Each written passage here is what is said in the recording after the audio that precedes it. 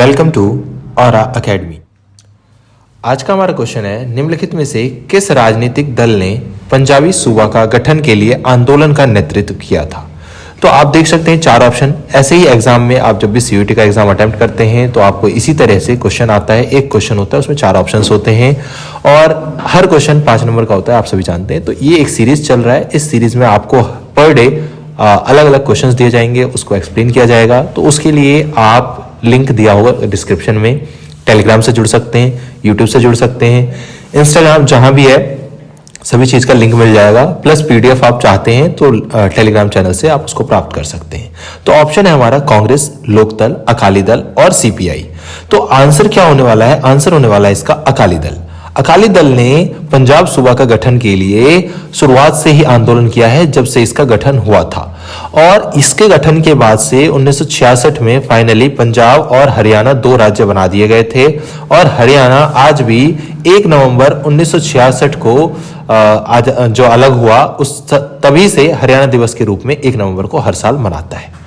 अब हम देख लेते हैं कि कांग्रेस की स्थापना कब हुई थी। भाई 28 दिसंबर 1885 को कांग्रेस की स्थापना की गई थी और इसके संस्थापक मेंबर थे एओ ह्यूम। और प्रारंभिक चरण 1885 से 1905 तक इन्होंने नॉर्मल गरम दल और नरम दल के रूप में इन्होंने काम किया, लेटर्स लिखे और आंदोलन को आगे बढ़ाया। लेकिन 1905 का ऐसा टाइम आया जब 1905 में कांग्रेस जो थी वो 2 पार्ट्स में टूट जाती है, एक गरम दल और दूसरा नरम दल।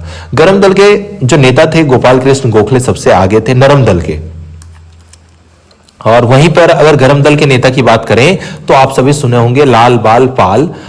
तो ये तीनों जो थे, लाल बाल पाल, तीनों ही गरम दल के नेता थे। बाल गंगाधर तिलक, लाला लाजपत राय और बिपिन चंद्र पाल। इन्होंने शुरुआत से ही गरम दल एक्सट्रीमिस्ट बोला जाता है।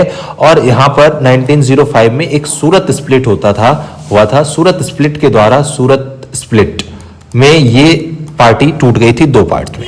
उसके बाद फिर 1919 से लेकर 1947 तक एक युग शुरू हुआ जिसको बोलते हैं गांधी युग। और उनके नेतृत्व में बहुत सारे अलग अलग आंदोलन किए गए थे, असहयोग आंदोलन, सविनय अवज्ञा आंदोलन, भारत छोड़ो आंदोलन और फाइनली 1947 में भारत आजाद हो जाता है।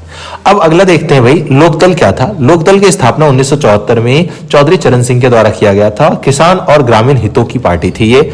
और चौधरी चरण सिंह 5वें प्रधानमंत्री बनते हैं 1979 से 1980 तक, जो कि एक गठबंधन की सरकार थी। गठबंधन की सरकार में ये भी होते हैं शामिल। और ये मुख्यतः उत्तर प्रदेश, हरियाणा और बिहार में पाया जाता है ये पार्टी। अब अगर बात करें अकाली दल की, जो कि शिरोमणि अकाली दल इसका पूरा नाम है, इसकी स्थापना 14 दिसंबर 1920 को हुआ था अमृतसर में। इन्होंने आंदोलन किया था एक गुरुद्वारा सुधार आंदोलन, जिसमें एक शिरोमणि गुरुद्वारा प्रबंधक कमेटी बनाया गया और इसी कमेटी को सारा जिम्मेदारी गुरुद्वारा का सौंप दिया जाता है 1920 से।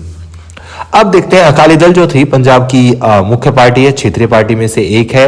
ये एनडीए का हिस्सा हुआ करती थी और 2020 में किसान आंदोलन जो चले थे उसके विरोध में इन्होंने एनडीए को छोड़कर अलग पार्टी बन गए थे।